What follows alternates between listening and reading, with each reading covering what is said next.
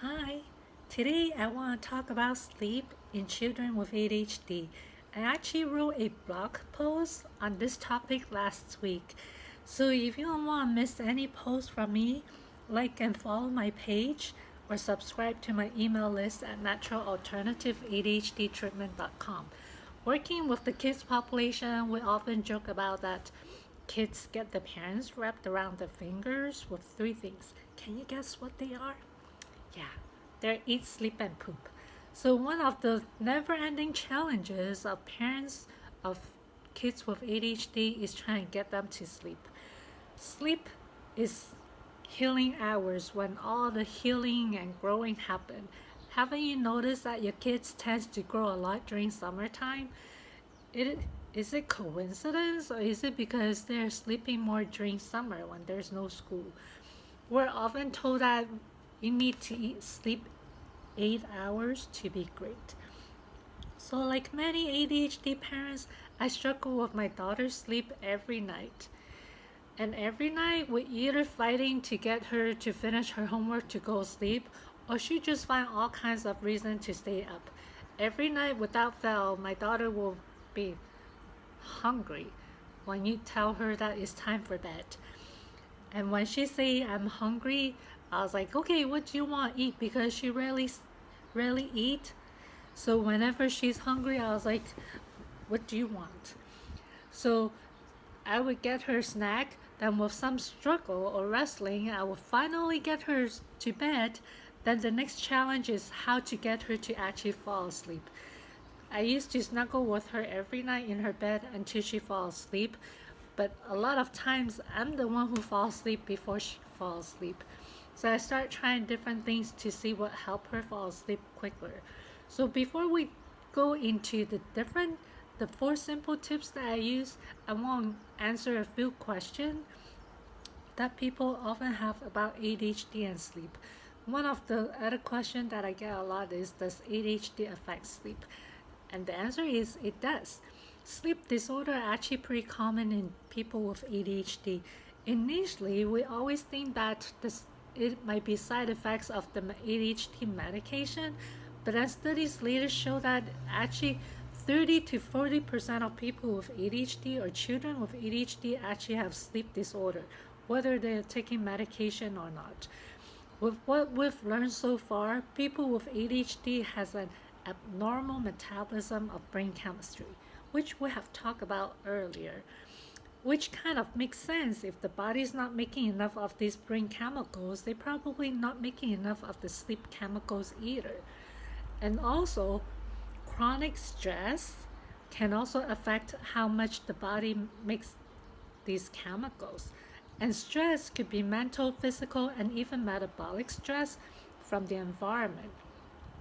Common sleep disorder in kids with ADHD include restless leg syndrome, obstructive sleep apnea, snoring, sleepwalking, night terrors. These are some of the common ones.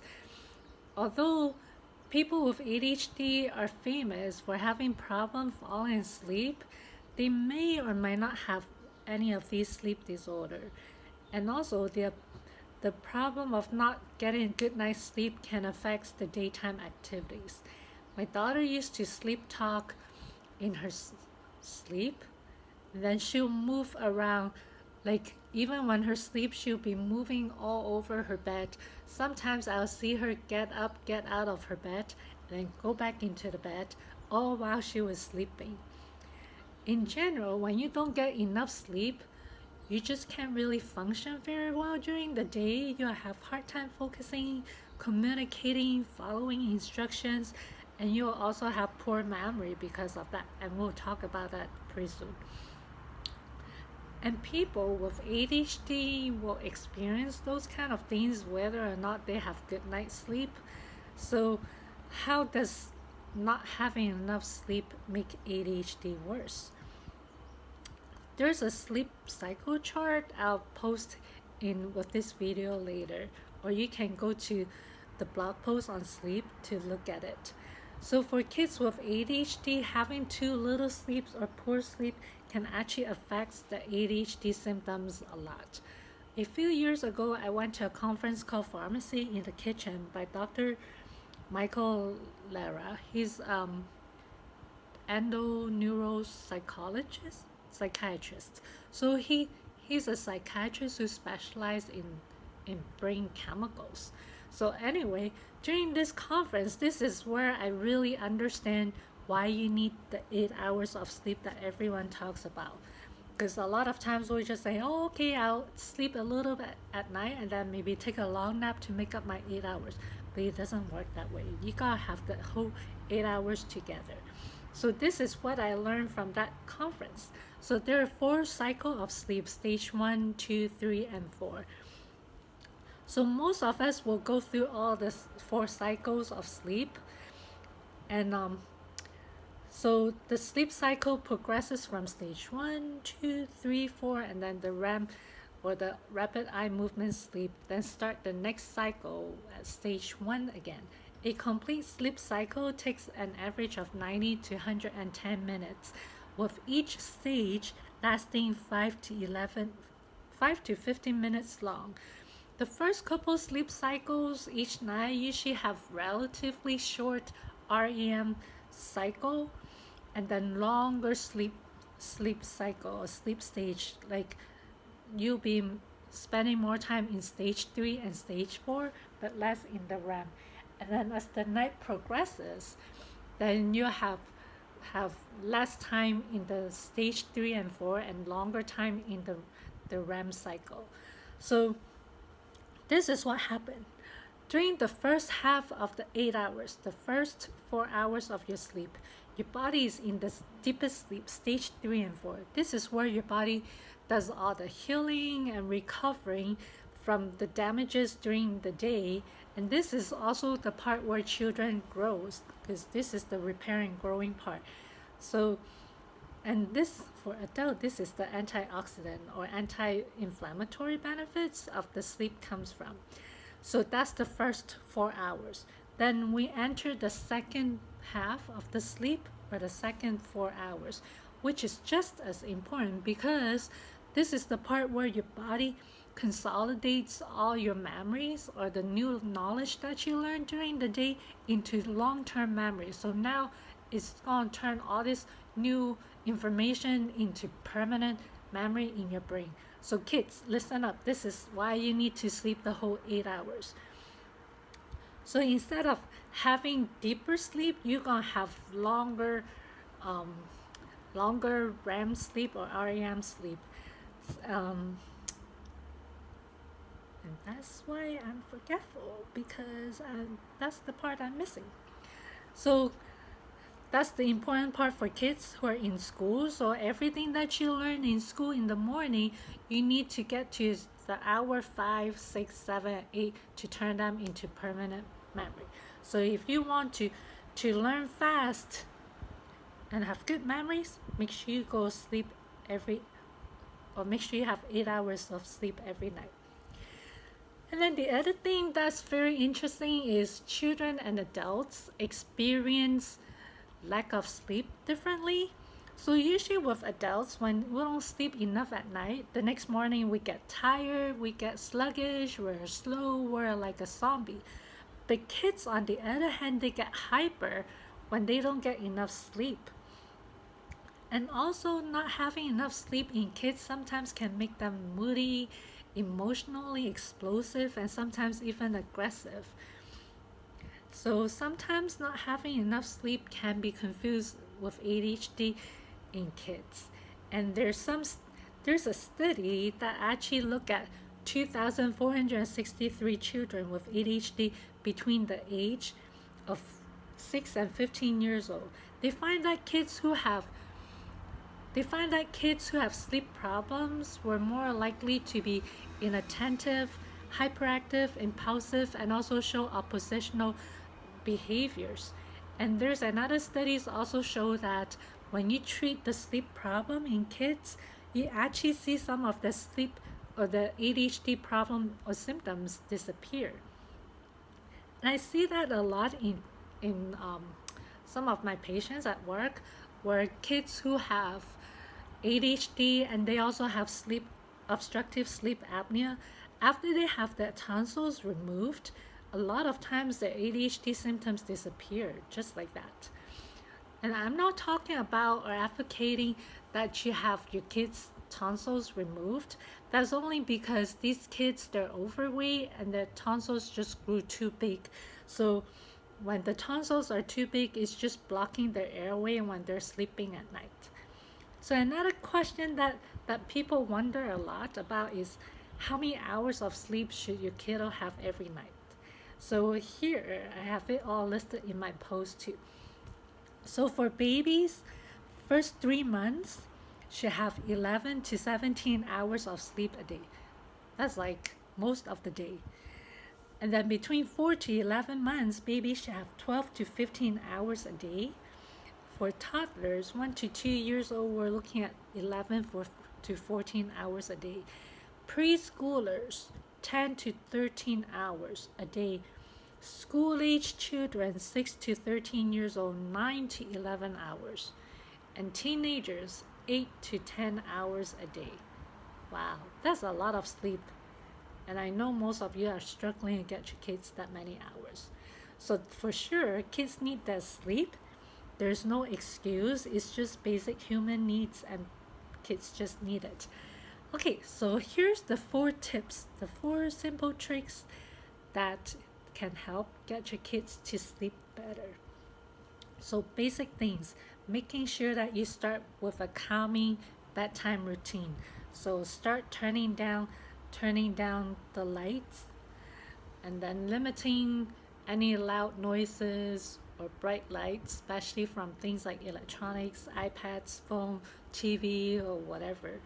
Then you can start writing down with reading an actual paper book.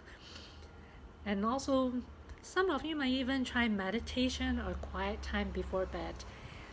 And and if you're doing the Eat to Focus program, you might start noticing that your kids are sleeping better. Actually, we talk about sleep in the step 4 in the Eat to Focus program.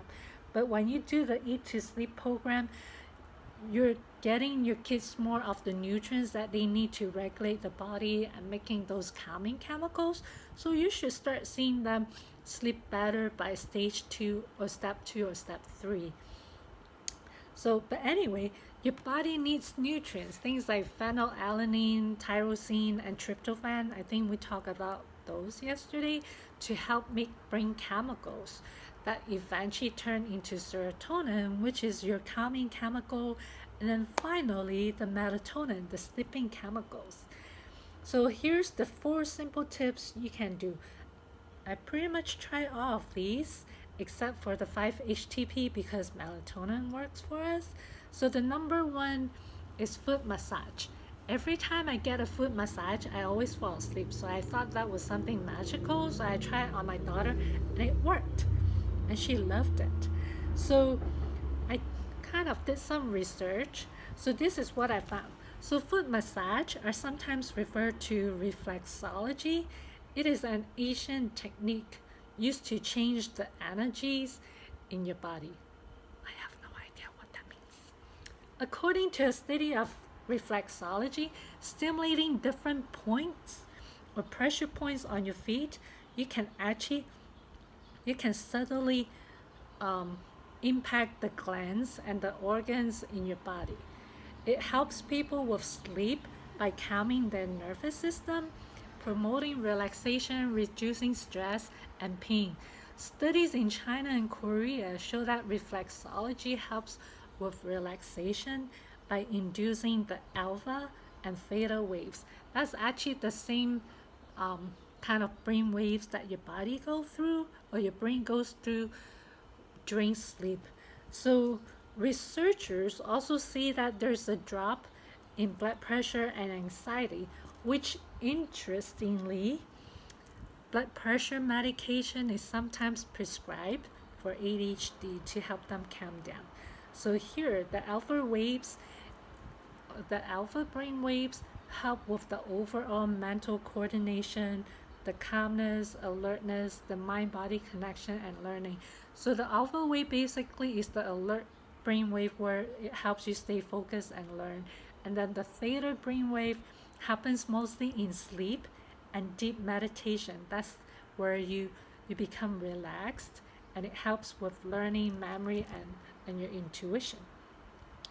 And then the next tip or trick is just Epsom salt, which its main component is magnesium sulfate, which some of you might have known magnesium helps to calm ADHD.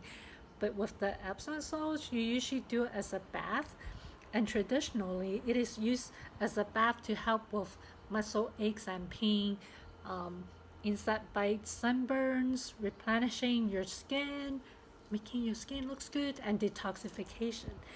People often think that when you're doing the Epsom salt bath, the toxin from your body leaks out through the pores into the bath water. Actually, it doesn't work that way.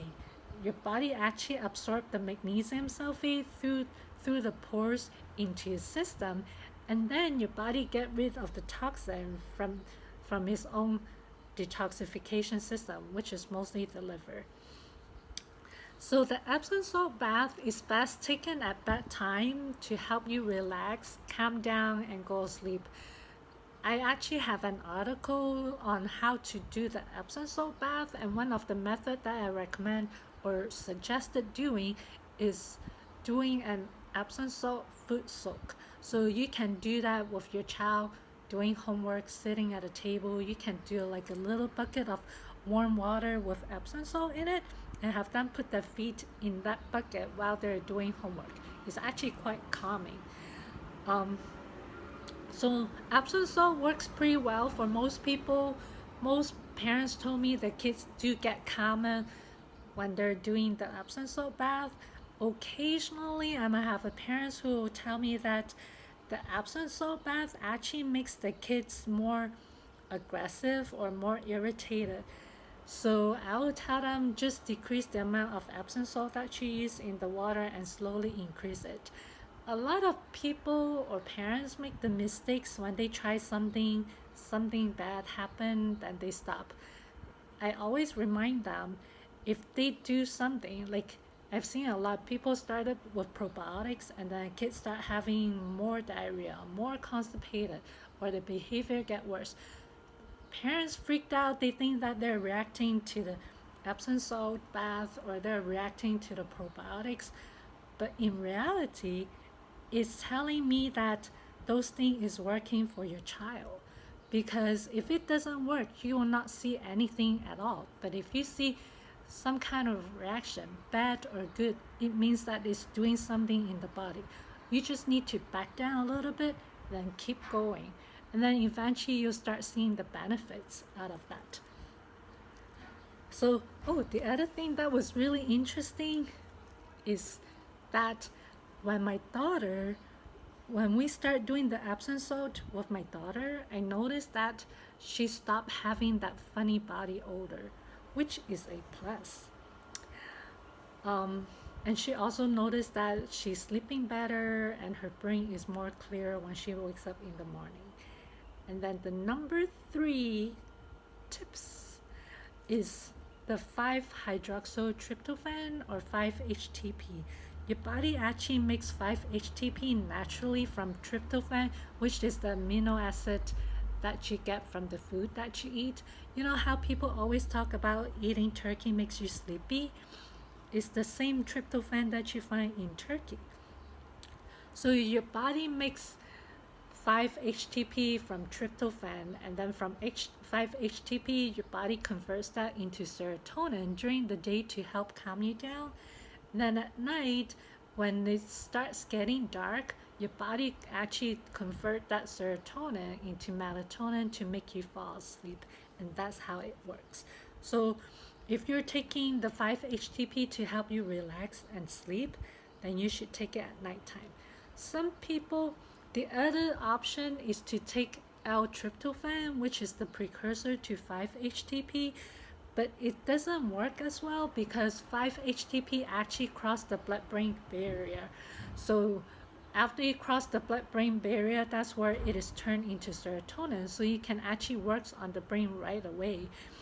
And the L-tryptophan actually do more conversion in the intestine. So it's a little bit better as an antioxidant if you use the L-tryptophan. So for young children, you can start with 50 milligrams of the 5-HTP before bed, and for older children, 6 and above, and adult, you can do something like 100 milligrams, and that's totally fine.